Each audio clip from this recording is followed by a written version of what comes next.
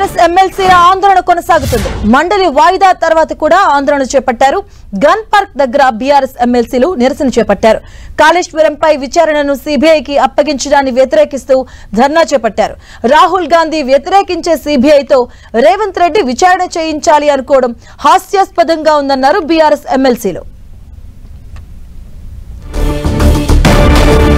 ఇదే అంశానికి సంబంధించిన పూర్తి అప్డేట్స్ మా కరెస్పాండెంట్ కిరణ్ లైవ్ ద్వారా అందిస్తారు. కిరణ్,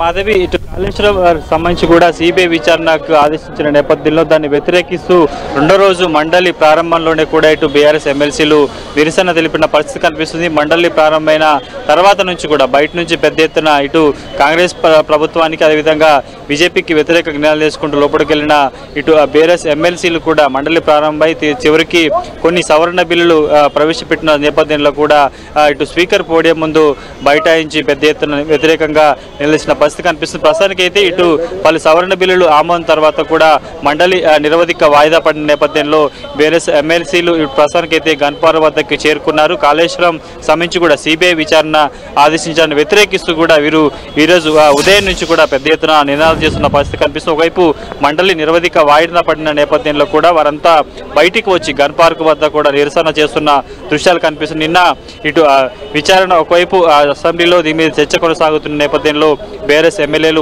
బైకాట్ చేసిన నేపథ్యంలో ఆ తర్వాత సుదీర్ఘ చర్చ తర్వాత కూడా కాళేశ్వరం మీద సిబిఐ విచారణకు ఆదేశిస్తామంటూ ఇటు కాంగ్రెస్ ప్రభుత్వం సీఎం రేవంత్ రెడ్డి ప్రకటించిన నేపథ్యంలో ప్రస్తుతానికైతే ఇటు కొద్దిసేపటి క్రితం కూడా మండలి కొనసాగుతున్న నేపథ్యంలో కూడా ఒకవైపు వ్యతిరేకంగా సిబిఐ విచారణ వ్యతిరేకిస్తూ ఆందోళన చేసిన పరిస్థితి కనిపిస్తుంది. ప్రస్తుతానికైతే ఇటు బీఆర్ఎస్ శ్రేణులంతా బీఆర్ఎస్ ఎమ్మెల్సీలంతా కూడా గన్ పార్క్ వద్ద ఆందోళన చేస్తున్న పరిస్థితి కనిపిస్తుంది. Right, thank you Kiran.